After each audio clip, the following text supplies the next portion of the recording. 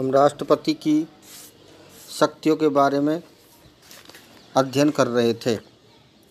तो राष्ट्रपति चूँकि राष्ट्र का राष्ट्राध्यक्ष होता है और राज्य की समस्त कार्यपालिका शक्ति उसमें निहित होती है, इसलिए राष्ट्रपति को व्यापक शक्तियाँ प्राप्त हैं और इसीलिए राष्ट्रपति की शक्तियों को दो भागों में बांट सकते हैं।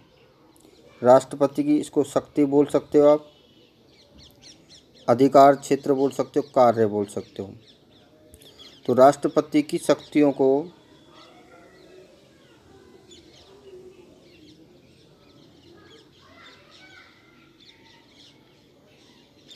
हम दो भागों में बांट सकते हैं। पहली है सामान्य शक्तियाँ या सामान्यकालीन शक्तियाँ। सामान्य कालीन शक्तियाँ और दूसरी है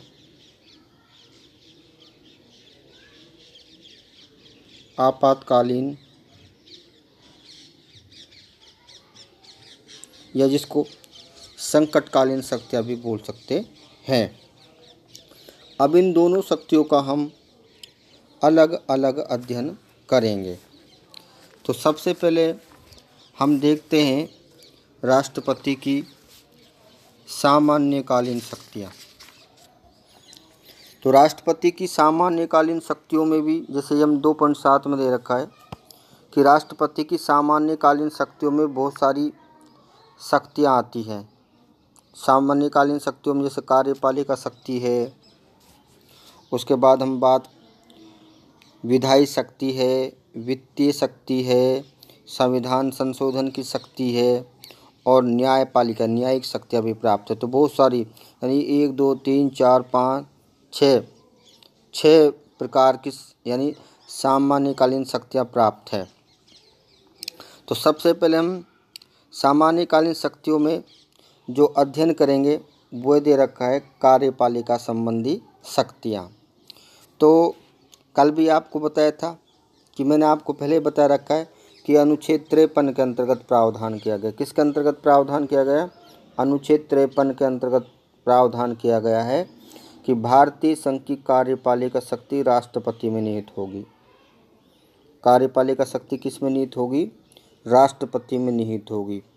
राष्ट्रपति इन शक्तियों का प्रयोग स्वयं या अपने अधीनस्थ अधिकारियों के माध्यम से करेगा। और एक अनुच्छेद 53 हो गया। इसके बाद अनुच्छेद 73 में भी प्रावधान किया गया है कि राष्ट्रपति की जो कार्यपालिका शक्तियां हैं वे उन विषयों पर तक सीमित होगी जिन पर कानून बनाने का अधिकार किसको प्राप्त है? संसद को प्राप्त है। अर्थात संघ सूची से संबंधित विषयों पर कानून कौन बनाता है? संसद बनाता है। और उन विषयों से संबंधित ही कार्यपालिका शक्ति का अधिकार राष्ट्रपति को प्राप्त होगा। अब इसमें भी कार्यपालिका शक्तियों में भी सब पॉइंट बना सकते हैं क्योंकि इसमें सब पॉइंट नहीं दे रखा है। अब कार्यपालिका शक्तियों में सबसे पहले हम बात करेंगे कार्यपालिका शक्ति में सब पॉइंट बना सकते हो। सबसे पहला है क्या? महत्वपूर्ण नियुक्तियाँ। महत्वपूर्ण नियुक्तियाँ।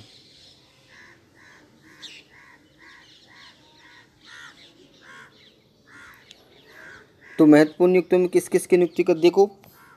भारत का राष्ट्रपति प्रधानमंत्री की नियुक्ति करता है। लगातार देखते जाना।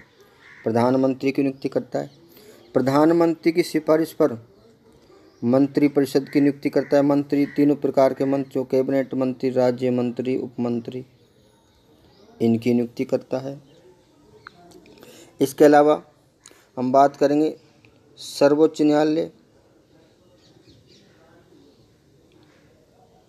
सर्वोच्च न्यायालय और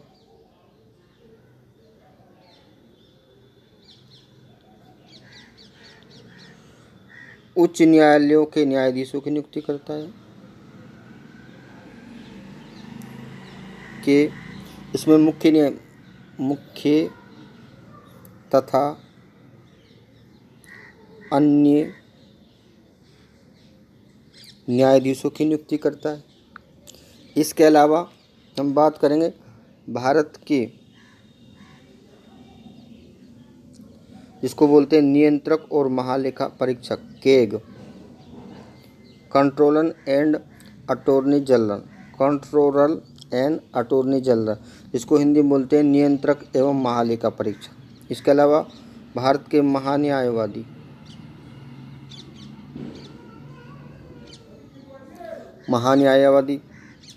राज्यों के राज्यपालों,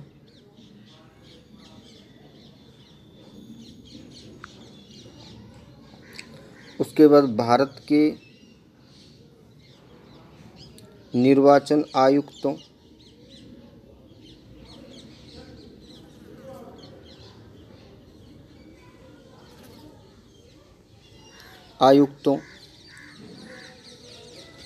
केंद्र शासित प्रदेशों के प्रशासकों,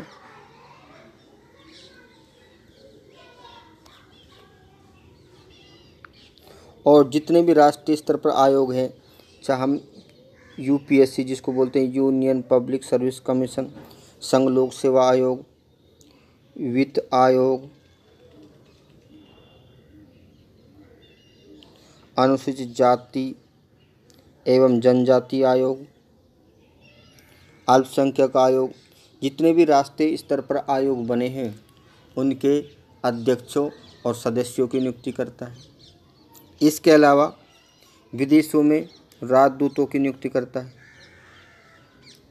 विदेशों में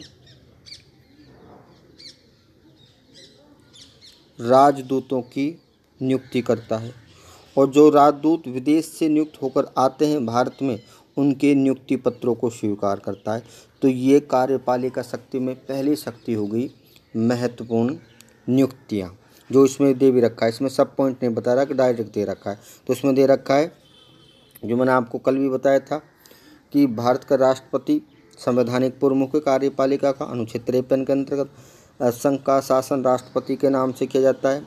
कोई प्रधानमंत्री, मंत्रिपरिषद के अन्य सदस्यों, भारत के महान्यायवादी, और इसमें नियंत्रक और महालेखा परीक्षक, विदेशों में राजदूत, राज्यों में राज्यपालों, और भारत के सर्वोच्च और उच्च न्यायालय के न्यायाधीशों, अन्य मुख्य न्यायाधीशों, संघ स्तर के जितने भी प्रमुख आयोग हैं, चाहे वे संघ लोक सेवा आयोग हो, निर्वाचन आयोग हो, वित्त आयोग हो, आदि के अध्यक्ष और सदस्यों की भी नियुक्ति करता है। इसके अलावा मैंने आपको और भी बताया केंद्र शासित प्रदेश के प्रशासकों, ठीक है ना, उनकी भी नियुक्ति करता है। अब इसमें हम जो बिंदु नहीं बनाए तो दूसरा बिंदु बना लेते हैं। नियुक्तियों के अलावा जो दूसरा बिंदु बनेगा वो है कार्यपालिका शक्तियों में संघ की इकाइयों पर नियंत्रण। संघ के बिंदु बन जाएगा, वो बनेगा संघ की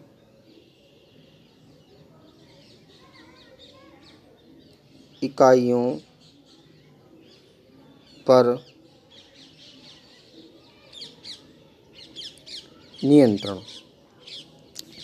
अब आपको पता है राष्ट्रपति को यह अधिकार है कि वे राज्य सरकारों को निर्देश दे सकती है, विभिन्न राज्य हैं उनको नियंत्रित कर सकती है, और अगर उनके मध्य विवाद हो तो उन विवादों का निपटारा करने के लिए अनुच्छेद 263 के अंतर्गत राष्ट्रपति अंतर्राज्यीय परिषद का गठन कर सकता है।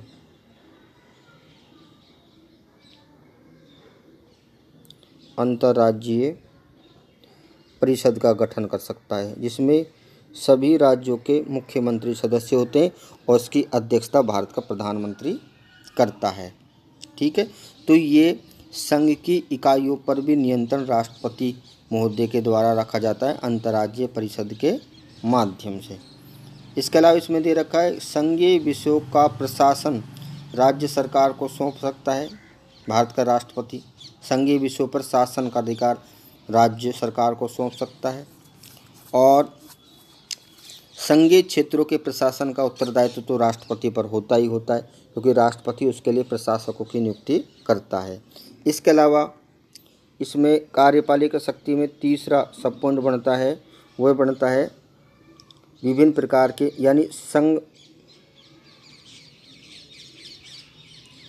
सरकार के विभागों के नियम राष्ट्रपति के निर्देशन में बनाए जाते हैं, क्योंकि राष्ट्रपति के द्वारा मंत्रियों की नियुक्ति की जाती है, उनके मध्य विभागों का बंटवारा किया जाता है।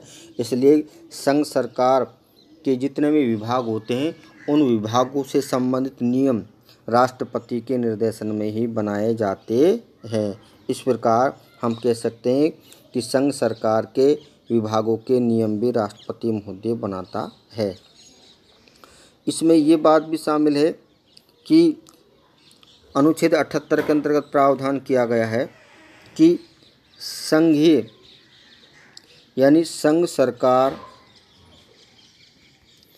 के बारे में सूचना प्राप्त करने का अधिकार है राष्ट्रपति महोदय को।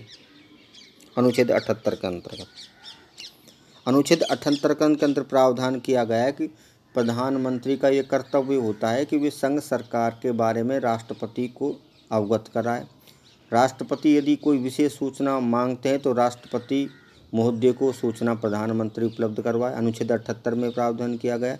इसके अलावा अनुच्छेद 78 में ये प्रावधान किया गया है अनुच्छेद 78 में ये प्रावधान किया गया है कि यदि किसी मंत्री ने निर्णय लिया है, व्यक्तिगत स्तर पर मंत्री ने निर्णय ले लिया लेकिन उसको मंत्रिपरिषद के सामने नहीं रखा है, तो राष्ट्रपति प्रधानमंत्री को परामर्श या निर्देश दे सकता है। राष्ट्रपति किसको निर्देश देगा? प्रधानमंत्री को, कि किसी मंत्री द्वारा लिए गए निर्णय को किसके सामने रखवाए? मंत्रिपरिषद के सामने रखवाए। तो ये निर्देश भी राष्ट्रपति प्रधानमंत्री को दे सकता है। किसी मंत्री द्वारा लिए गए निर्णय को जिसको मंत्रिपरिषद के सामने नहीं रखा गया है, तो राष्ट्रपति प्रधानमंत्री को ये निर्देश दे सकता है कि उस निर्णय को मंत्रिपरिषद के विचार विमर्श के लिए रखवाए। तो ये भी महत्वपूर्ण कार्य है राष्ट्रपति महोदय का कार्यपालिका शक्तियों में। इसके अलावा कार्यपालिका शक्तियों में एक और महत्वपूर्ण काम है सेना का सर्वोच्च सेनापति। सेना का या सेनाओं भी आप लिख सकते हो, सेना का सर्वोच्च सेनापति। तीनों सेनाओं का अध्यक्ष होता है राष्ट्रपति। जल सेना, थल सेना और नभ सेना। इन तीनों के अध्यक्षों की नियुक्ति कौन करता है? राष्ट्रपति महोदय करता है। जल सेना अध्यक्ष, थल सेना अध्यक्ष, नभ सेना अध्यक्ष। इसके अलावा आजकल एक पद और बना दे, CDS, चीफ डिफेंस सिस्टम है। चीफ डिफेंस सिस्टम जो वर्तमान समय में कौन है? चीफ डिफेंस सिस्टम यानी वो कौन है? सर्विस को बोलते हैं, श्री विपिन रावत हैं। तीनों सेनाओं के ऊपर, सेनाओं के अध्यक्षों के ऊपर CDS पद बनाया गया है और इसकी नियुक्ति भी राष्ट्रपति महोदय के द्वारा की जाती है। इसके अलावा जो भी युद्ध की घोषणा की जाती है राष्ट्रपति महोदय के द्वारा की जाती है। जितने भी विदेशों से संधियाँ की जाती है वो संधि की जाती है, समझौते की जाते हैं, वो राष्ट्रपति के नाम से किए जाते हैं। इस प्रकार हम कह सकते हैं कि राष्ट्रपति को व्यापक कार्यपालिका शक्तियाँ प्राप्त है। इस किताब में देर का जो व्यवस्थित तरीके से नहीं दिया। इस प्रकार हम राष्ट्रपति की कार्यपालिका शक्तियों का हमने अध्ययन कर लिया कि राष्ट्रपति को अनुच्छेद 53 के अंतर्गत, अनुच्छेद 73 के अंतर्गत व्यापक कार्यपालिका शक्तियाँ प्राप्त है, जिनमें महत्वपूर्ण नियुक्ति बताई मैंने आपको। महत्वपूर्ण नियुक्ति किन किन की नियुक्ति करता है कि उसके बाद खे बताया मैंने आपको कि संघ की इकाइयों पर नियंत्रण अनुच्छेद 263 के माध्यम से। उसके बाद मैंने आपको गे में बताया कि संघ सरकार के नियम बनाना, ठीक है ना, और संघ सरकार के बारे में सूचना प्राप्त करने का अधिकार है। इसके अलावा मैंने आपको घे बताया सेनाओं का सर्वोच्च सेनापति होता है, तीनों सेनाओं के अध्यक्षों की नियुक्ति करता है। वर्तमान समय में एक नए पद बनाया गया CDS, उसकी जो वर्तमान समय में श्री विपिन रावत है उसकी नियुक्ति भी राष्ट्रपति महोदय के द्वारा की जाती है। युद्ध किए जाते हैं राष्ट्रपति के द्वारा घोषणा की जाती है। जितने भी अंतर्राष्ट्रीय संधि और समझौते किए जाते हैं वो सब राष्ट्रपति के नाम से किए जाते हैं। और आपको पता है, मैंने ये भी बताया था कि विदेशों में आपको ये राजनीतिक शक्तियों में अलग बताएंगे। तो इस प्रकार ये राष्ट्रपति महोदय को व्यापक कार्यपालिका शक्तियाँ प्राप्त। इसमें भी दे रखा अनुच्छेद 78 जो मैंने आपको पहले ही बता दिया। तो मैंने बिंदु बनाकर बताया, मैंने किसके बनाया, बिंदु बनाकर आपको बताया। प्रधानमंत्री की नियुक्ति करता है, ये मैंने आपको पहले ही बता दिया। अब इसमें थोड़ा सा ये ध्यान रखना है कि संविधान में प्रावधान किया गया है कि लोकसभा में बहुमत प्राप्त दल के नेता को प्रधानमंत्री नियुक्त किया जाता है राष्ट्रपति के द्वारा। लोकसभा में बहुमत प्राप्त दल के नेता को, ये दे रखा है, लोकसभा में बहुमत प्राप्त दल के नेता को प्रधानमंत्री नियुक्त करता है। लेकिन कभी ऐसा हो जाए कि लोकसभा में किसी दल को स्पष्ट बहुमत नहीं मिलता है तो फिर राष्ट्रपति अपने विवेक से लोकसभा में, आगे भी बताएंगे, लोकसभा में सबसे बड़े दल के नेता को प्रधानमंत्री नियुक्त कर सकता है। 1996 में जब लोकसभा चुनाव हुए तो किसी भी दल को स्पष्ट बहुमत नहीं मिला, तो राष्ट्रपति महोदय ने बीजेपी सबसे बड़ा दल के रूप में उभरा था, तो बीजेपी के नेता श्री अटल बिहारी वाजपेयी को प्रधानमंत्री नियुक्त किया 13 मई 1996 को। और 13 दिन के बाद ही वो सरकार गिर गई थी क्योंकि वे बहुमत सिद्ध नहीं कर पाए थे। इसलिए हम कह सकते हैं कि प्रधानमंत्री की नियुक्ति में संवैधानिक स्थिति है कि लोकसभा में बहुमत प्राप्त दल का नेता प्रधानमंत्री नियुक्त करता है राष्ट्रपति महोदय। लेकिन जब किसी दल को स्पष्ट बहुमत नहीं मिलता है तो राष्ट्रपति महोदय लोकसभा में सबसे बड़े दल के नेता को प्रधानमंत्री नियुक्त कर सकता है, जैसा कि मैंने उदाहरण 1996 में दिया था। अभी क्षमादान की जो शक्ति है ये अलग अलग बिंदु के अंतर्गत हम आप बाद में पढ़ेंगे। हम अब आ जाते हैं अलग, यानी दूसरी जो इम्पोर्टेंट शक्ति है वह है विधायी शक्ति। कौन सी शक्ति है? विधायी शक्ति के बारे में हम अध्ययन करेंगे। तो विधायी शक्तियों को भी हम बिंदुओं के रूप में समझेंगे। यहाँ पर बिंदु नहीं दे रखे हैं, तो बिंदु कैसे, सबसे पहले हम बात करते हैं विधायी शक्तियों में। विधायी शक्तियों में मैंने आपको बताया था अनुच्छेद 79 मैंने आपको बताया था कि राष्ट्रपति संसद का अभिन्न अंग होता है। अनुच्छेद 79 में उल्लेख किया गया है कि भारतीय संघ के लिए क्या होगी, एक संसद होगी और संसद राष्ट्रपति और 2 सदनों से मिलकर बनेगी जिसका नाम क्या होगा, राज्यसभा और लोकसभा। इस नाते क्योंकि राष्ट्रपति संसद का अभिन्न अंग होता है, इसलिए अनुच्छेद 79 के माध्यम से राष्ट्रपति को व्यापक विधायी शक्तियाँ प्राप्त हैं। क्योंकि कोई भी कानून बनता है, कोई भी विधेयक अधिनियम का रूप धारण करता है तो उसके लिए राष्ट्रपति के हस्ताक्षर जरूरी है। इस नाते राष्ट्रपति को व्यापक विधायी शक्तियाँ प्राप्त हैं। तो सबसे पहले हम विधायी शक्तियों में कौन कौन सी बात करेंगे, के बिंदु बनाएंगे। संसद के अधिवेशन बुलाना, इसमें बिंदु नहीं बना के दे रखा, मैं आपको बिंदु बना के बता रहा हूँ। अधिवेशन बुलाना इसमें दे रखा है अनुच्छेद 85, इसका वर्णन ही हो जाएगा। अनुच्छेद 85 में उल्लेख किया कि राष्ट्रपति प्रतिवर्ष संसद के दोनों सदनों का संयुक्त अधिवेशन को संबोधित करता है, इसको राष्ट्रपति का अभिभाषण भी कहते हैं। इसके अलावा इसमें दे रखा है, इसको हम बाद में करेंगे। सबसे पहले हम बात करेंगे कि प्रतिवर्ष राष्ट्रपति जब चाहे और जिस स्थान पर चाहे समय भी राष्ट्रपति निर्धारित करता है। अनुच्छेद 85 के अंतर्गत संसद के सत्र बुलाता है और उनका क्या करता है, सत्रावसान करता है। ये आपको मैंने संसद पढ़ाया था, उस समय भी मैंने आपको बताया था। तो संसद के अधिवेशन आहूत करना और उनका सत्रावसान करना ये राष्ट्रपति का महत्वपूर्ण विधायी कार्य है।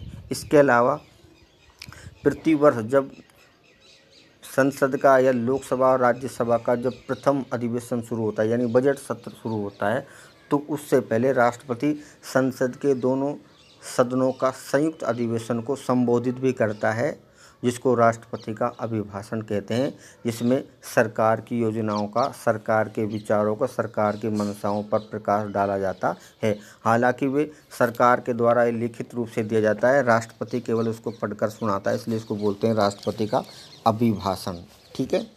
और ये हमने आपको बताया संसद के सत्र बुलाना, पहली विधायी शक्ति होगी। दूसरा होगा विधेयकों, संसद द्वारा पारित विधेयकों को अनुमति देना। विधेयकों को अनुमति देना। अब ये अनुच्छेद 111 के अंतर्गत प्रावधान किया गया, ये नीचे दे रखा है। जो कोई भी विधेयक तब तक अधिनियम नहीं बनता जब तक उसको राष्ट्रपति के हस्ताक्षर नहीं हो जाते। तो संसद द्वारा यानी लोकसभा राज्य संसद द्वारा पारित विधेयकों को अनुमति देना राष्ट्रपति का महत्वपूर्ण विधायी कार्य है। और राष्ट्रपति की अनुमति या राष्ट्रपति के हस्ताक्षर से ही संसद द्वारा पारित विधेयक अधिनियम का रूप धारण कर लेता है। अब मैंने आपको ये भी बताया था कि साधारण विधेयक के बारे में बताया था कि जब संसद द्वारा पारित यानी लोकसभा और राज्यसभा से पारित विधेयक राष्ट्रपति की अनुमति के लिए जाता है, तो राष्ट्रपति उस पर हस्ताक्षर ना करके उसे पुनर्विचार के लिए संसद को लौटा सकता है, पुनर्विचार के लिए कह सकता है। अब यदि संसद इसे दोबारा पारित कर देती है पुनर्विचार करके, तो राष्ट्रपति के पास भेजे तो राष्ट्रपति उस पर हस्ताक्षर करने के लिए बाध्य होता है। तो कुछ समय के लिए क्योंकि राष्ट्रपति ने उसको पुनर्विचार के लिए भेज दिया और तो वह कानून नहीं बन पाया, यानी कानून बनने में क्या हो गया, विलम्ब हो गया। इसलिए राष्ट्रपति की इस शक्ति को सीमित या निलंबनकारी निषेधाधिकार या वीटो कहते हैं। और वीटो का शाब्दिक अर्थ है मनाही करना। मैंने आपको जब संसद का पाठ पढ़ाया था उस समय मैंने आपको भली भांति बताया था कि साधारण विधेयक के बारे में संसद के दोनों सदनों से पारित विधेयक जब राष्ट्रपति के हस्ताक्षर के लिए जाता है, तो राष्ट्रपति उस विधेयक पर हस्ताक्षर ना करके अपने सुझाव सहित पुनर्विचार के लिए उस विधेयक को संसद के पास लौटा सकता है। यदि संसद ने पुनर्विचार करने के पश्चात उस विधेयक को पुनः राष्ट्रपति के पास भेज दिया तो राष्ट्रपति उस पर हस्ताक्षर करने के लिए बाध्य है, लेकिन इसको बोलते हैं सीमित या निलंबनकारी निषेधाधिकार। ये साधारण विधेयक पर होता है। एक बात हो गई। एक बात इसमें दूसरी ओर चलेगी, ये तो हो गया निलंबनकारी निषेधाधिकार। एक और होता है पॉकेट वीटो, कि जब संसद द्वारा पारित विधेयक, किसको बोलेंगे, पॉकेट, यानी जेबी, हिंदी में बोलेंगे जेबी निषेधाधिकार।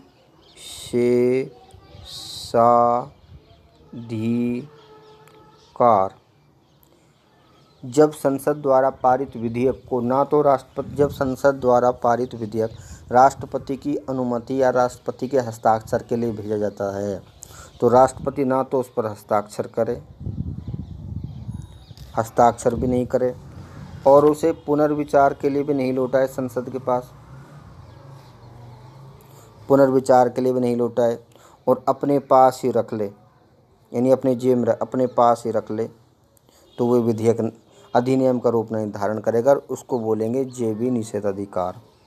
क्या बोलेंगे, जेबी निषेधाधिकार। तो यदि हस्ताक्षर नहीं करते, पुनर्विचार के लिए लौटा देते, तो संसद पुनर्विचार के लिए करने के बाद पुनः राष्ट्रपति के पास भेज देती, तो राष्ट्रपति उस पर हस्ताक्षर करने के लिए बाध्य होता है। लेकिन पुनर्विचार के लिए लौटाएंगे नहीं, ना ही हस्ताक्षर करेंगे, तो वह कानून भी नहीं बनेगा और अपने पास ही पड़ा रहेगा राष्ट्रपति मुद्दे के पास, तो उसको बोलते हैं जेबी निषेधाधिकार। 1986-87 में राष्ट्रपति ज्ञानी जेल सिंह ने इस जेबी निषेधाधिकार का प्रयोग किया था। किसने किया था? राष्ट्रपति ज्ञानी जेल सिंह। एक बार ही किया था कि जब राजीव गांधी सरकार ने डाक बिल विधेयक राष्ट्रपति की अनुमति के लिए भेजा। राष्ट्रपति थे ज्ञानी जेल सिंह।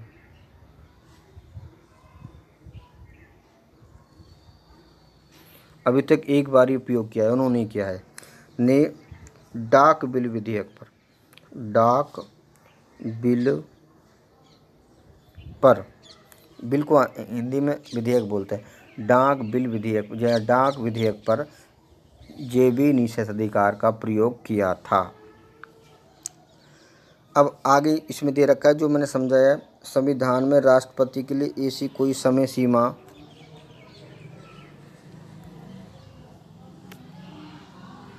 तय नहीं की है जिसके अंदर उसे विधेयक पर फैसला लेना पड़ता हो। यानी जब संसद द्वारा पारित विधेयक राष्ट्रपति के लिए अनुमति के लिए जाता है तो राष्ट्रपति कितने समय के भीतर उस पर हस्ताक्षर करेंगे, ऐसा कोई संविधान ने समय निर्धारित नहीं किया है। तो वे विधेयक पर न हस्ताक्षर करें, ना ही उसे पुनर्विचार के लिए संसद को भेजे, बल्कि अपने पास ही लंबित रख ले।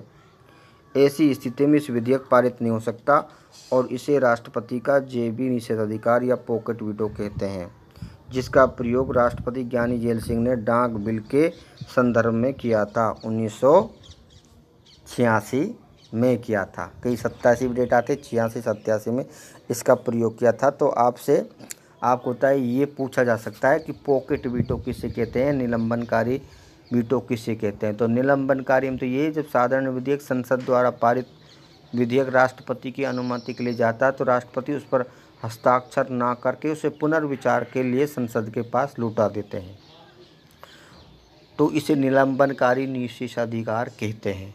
किंतु यदि पुनर्विचार करने के बाद संसद पुनः राष्ट्रपति की अनुमति के लिए भेजती है तो राष्ट्रपति उस पर हस्ताक्षर करने के लिए बाध्य है। इसको बोलते हैं निलंबनकारी या सीमित वीटो या निषेधाधिकार। किंतु संसद द्वारा पारित विधेयक पर राष्ट्रपति ना तो हस्ताक्षर करे और ना है उसे पुनर्विचार के लिए संसद को लौटाए, बल्कि अपने पास ही रख ले, तो इसको बोलते हैं जेबी निषेधाधिकार या पॉकेट वीटो।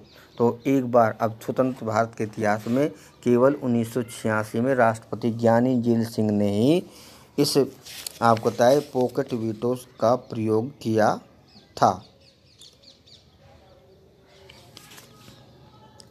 अब हम आगे बात करते हैं कि अध्यादेश जारी करना। जो मैंने आपको विधायी शक्तियों में 2 बता दिया कि अधिवेशन आहूत करना संसद के, दूसरा है मैंने आपको बताया संसद द्वारा पारित विधेयकों पर अनुमति देना, यानी उनको अधिनियम का रूप धारण करवाना।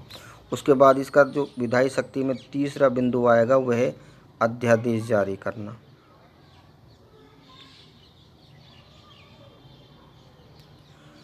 अध्यादेश जारी करना।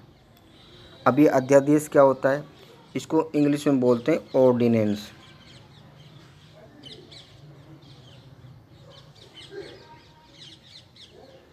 ऑर्डिनेंस बोलते हैं।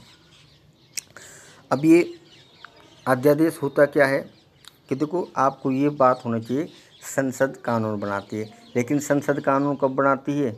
जब उसका अधिवेशन चल रहा हो।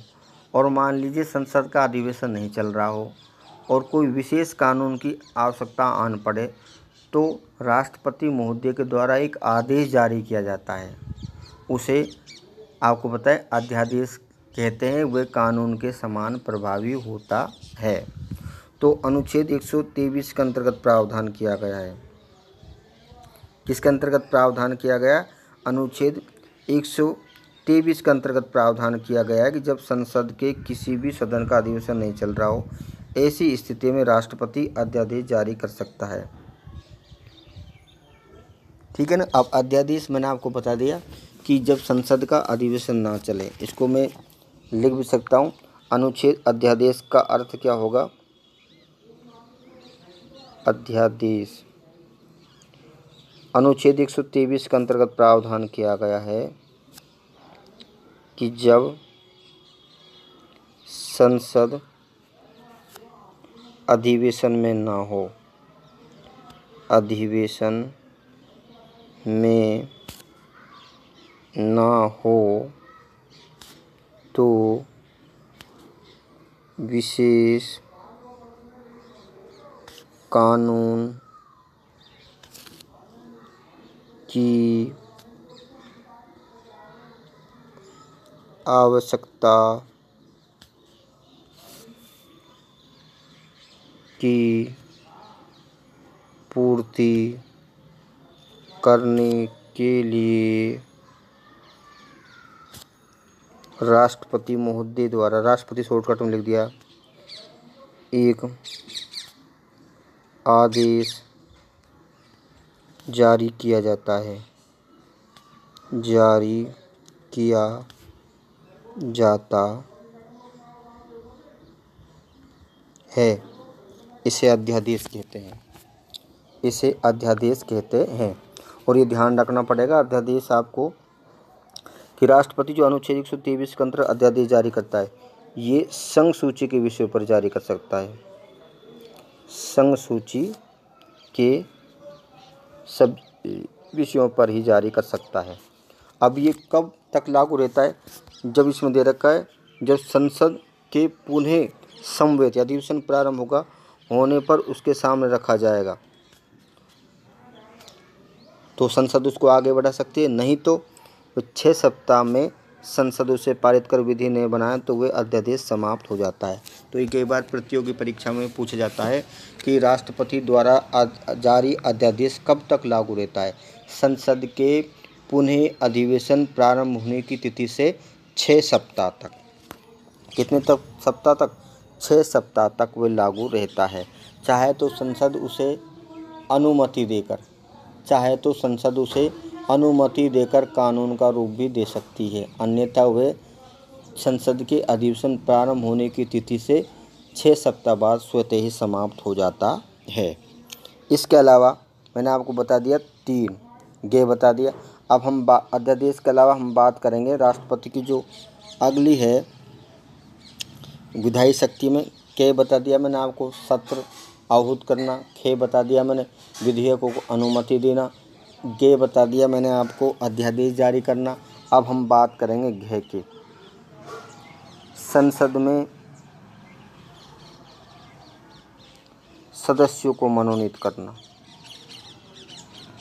सदस्यों को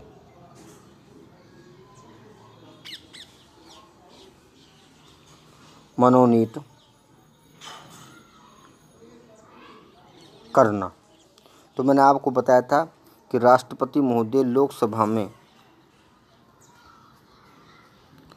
2 एंग्लो इंडियन आंग्ल भारतीय सदस्यों को मनोनीत करता है, आंग्ल भारतीय सदस्यों को, आर्टिकल 331 के अंतर्गत। इसके अलावा राज्यसभा